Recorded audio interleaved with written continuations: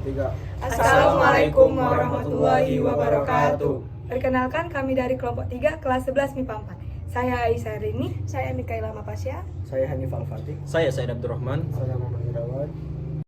Saya Azahra Mutia Amanda. Saya Yeni Dwi Safitri. Saya Nur Aziza. Kami akan menampilkan video Bandung Lautan Api. Selamat menyaksikan. Kota Kembang. Siapa yang tidak kenal dengan julukan ini? Julukan yang disematkan untuk kota Bandung. Terkenal akan keindahan baik alam maupun kotanya. 24 Maret 1946.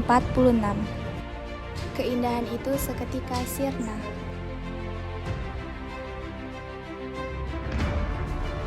Karena kota Bandung yang cantik harus dilahap si jago merah. Inilah sejarah perjuangan rakyat Bandung mempertahankan tanah air tercinta dari penjajahan. Inilah Bandung Lautan Api.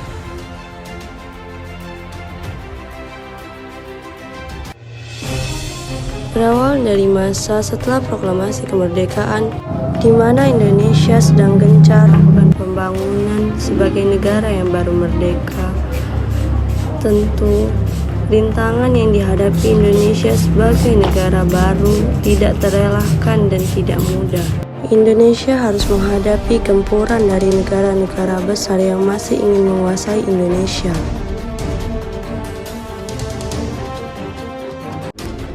Oktober 1945. Pasukan sekutu Inggris yang dipimpin oleh Brigadir Jenderal MacDonald yang diboncengi oleh Nisca atau Belanda tiba di Bandung dengan tujuan untuk 1. Memulangkan tentara Jepang,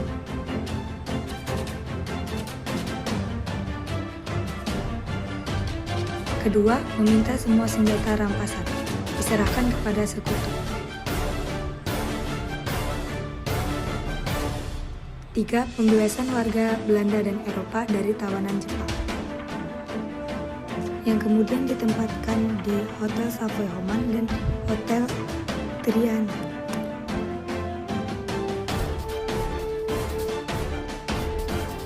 Proses pembebasan tawanan tidak berjalan mulus karena terus mendapat gangguan atau serangan dari para pejuang Indonesia. Hal ini bukan tanpa sebab. Beberapa kelompok tawanan yang sudah dibebaskan melakukan tindakan-tindakan yang mengganggu keamanan dan memicu bentrokan-bentrokan bersenjata dengan para pejuang Indonesia.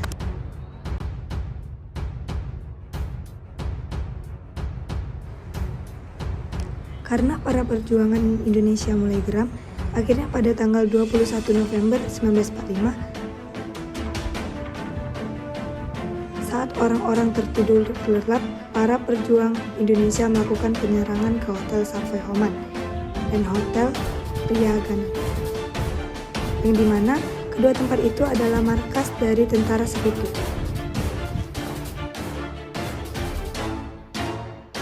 Terjadilah pertempuran yang sangat hebat, dan pertempuran ini berlangsung dengan cukup lama.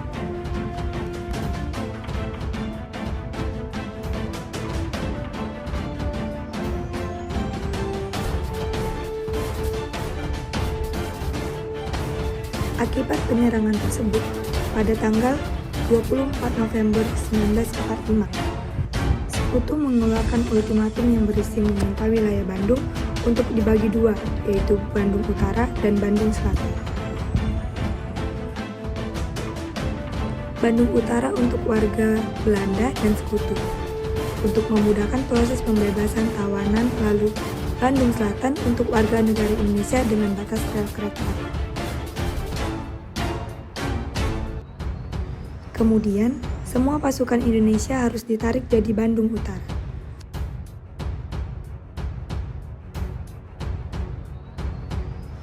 Ultimatum ini tidak dihiraukan, dikarenakan para pejuang mengetahui tujuan di balik ultimatum ini. Ialah untuk strategi menguasai Bandung secara keseluruhan. Ultimatum tersebut membuat para pejuang geram dan melakukan perlawanan yang mengakibatkan banyaknya terjadi bentrokan bersenjata selama berbulan-bulan.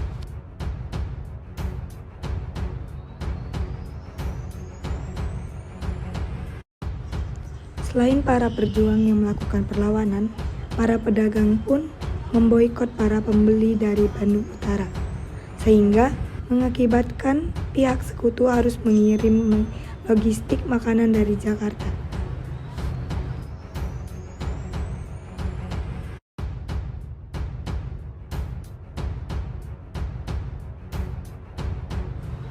Terdapat peristiwa yang heroik dan bersejarah, yaitu pertempuran Bojong Kokosan yang terjadi di Sukabumi pada tanggal 9 sampai 10 Desember 1945.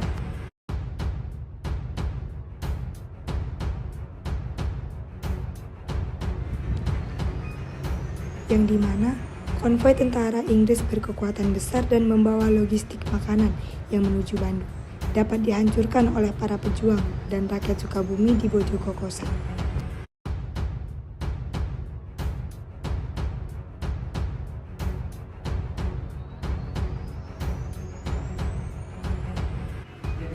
Hal ini menjadi pukulan telak bagi tentara Inggris, karena dapat dikalahkan oleh para pejuang Indonesia yang berkekuatan kecil dan membuat malu Inggris di mata internasional.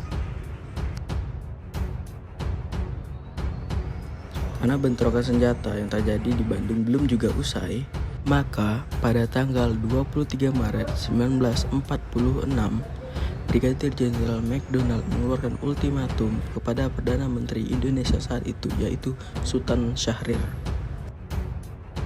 yang berisi Bandung Utara harus dikosongkan dari penduduk dan tentara sebelum tanggal 24 Maret 1946 pukul 12 malam sejauh 10 km.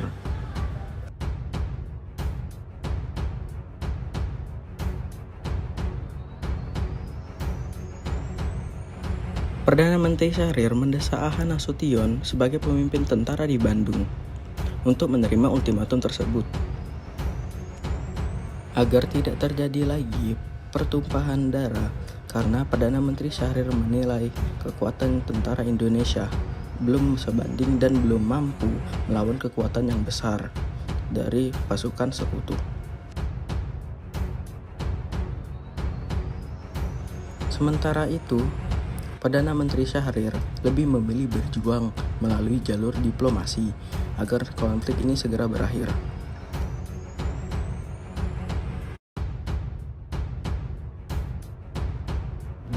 Kemudian terdapat kiriman telegram dari Jenderal Sudirman yang berisi perintah untuk mempertahankan Bandung sampai titik darah penghabisan.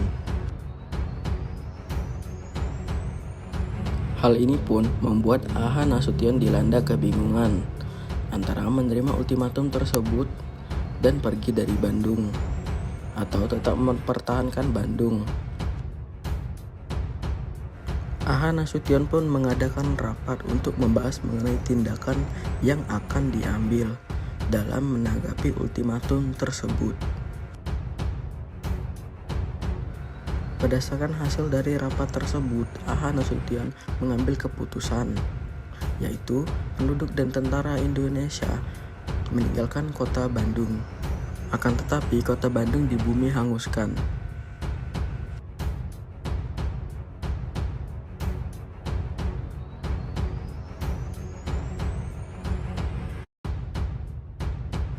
Keputusan di bumi hanguskannya kota Bandung diambil karena agar kota Bandung tidak dapat digunakan demi kepentingan sekutu. Selain itu, Aha Nasution mengetahui tujuan utama sekutu di Bandung ialah membantu NICA atau Belanda untuk membangunkan kekuatan militer dengan mendirikan markas militer di Bandung.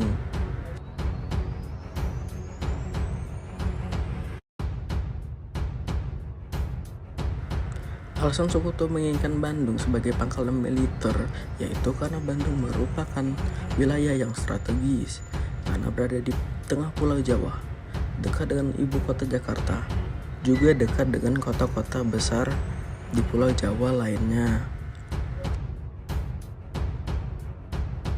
Selain itu, kota Bandung juga dikelilingi oleh gunung-gunung yang tinggi yang dapat menjadi benteng pertahanan alami. Jika Bandung berhasil dikuasai, tentu dapat mengancam kemerdekaan Indonesia. Keesokan harinya, yaitu pada tanggal 24 Maret 1946, disiarkanlah perintah agar para penduduk meninggalkan kota Bandung. Sementara itu, para tentara melakukan bumi hangus di sejumlah gedung-gedung di kota Bandung.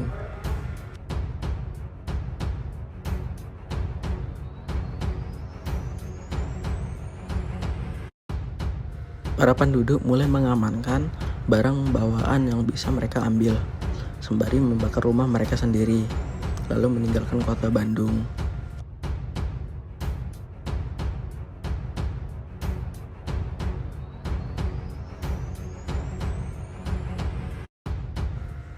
Sejumlah wilayah di kota Bandung pun mulai terbakar, seperti Braga,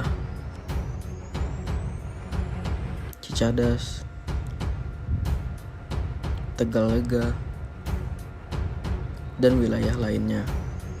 Pasukan sekutu pun menyadari tindakan ini dan terjadilah bentrokan di beberapa wilayah untuk menghentikan tindakan tersebut. Di daerah Dayakolot terjadi bentrokan antara pasukan tentara Indonesia dengan pasukan sekutu yang menjaga gudang senjata. Dua pejuang Indonesia yaitu Muhammad Toha dan Muhammad Ramdan menyusup masuk ke dalam gudang senjata untuk meledakkan gudang senjata sekutu.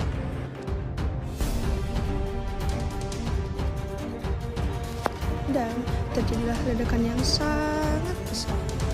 Ledakan tersebut membuat kedua pejuang, Muhammad Toha dan Muhammad Ramdan, ikut tewas dalam ledakan gudang tersebut. Para pejuang dan penduduk terus membakar gedung-gedung dan rumah-rumah di kota Bandung, lalu segera angkat kaki dari kota Bandung untuk mengungsi.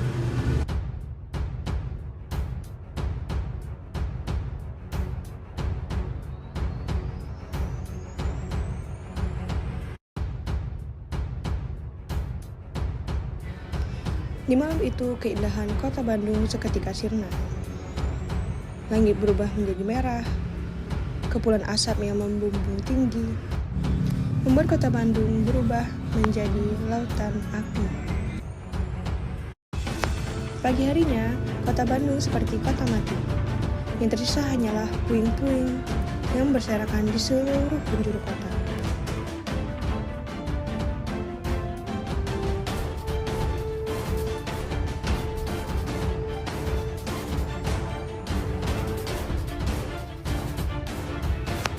Peristiwa ini memperlihatkan kita sebuah bentuk perlawanan bangsa Indonesia, terutama rakyat Bandung, dalam menghadapi sekutu yang ingin menguasai kota Bandung.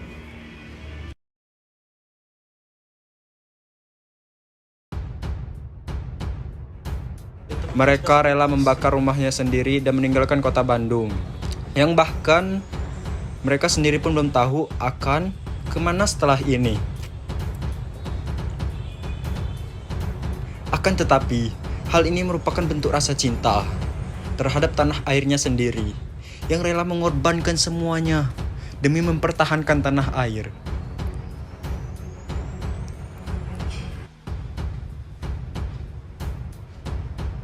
Merdeka. Peristiwa Bandung Lautan Api ini diabadikan dengan didirikannya Monumen Bandung Lautan Api di Tegalega, Bandung.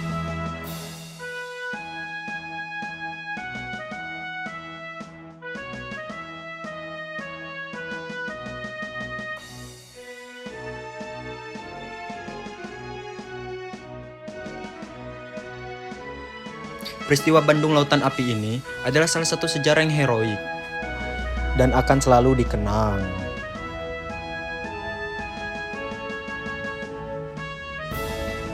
Karena tanpa adanya perlawanan dan pengorbanan dari para pejuang dan rakyat Bandung saat itu, bisa saja kita tidak akan bisa merasakan keindahan Bandung seperti sekarang ini.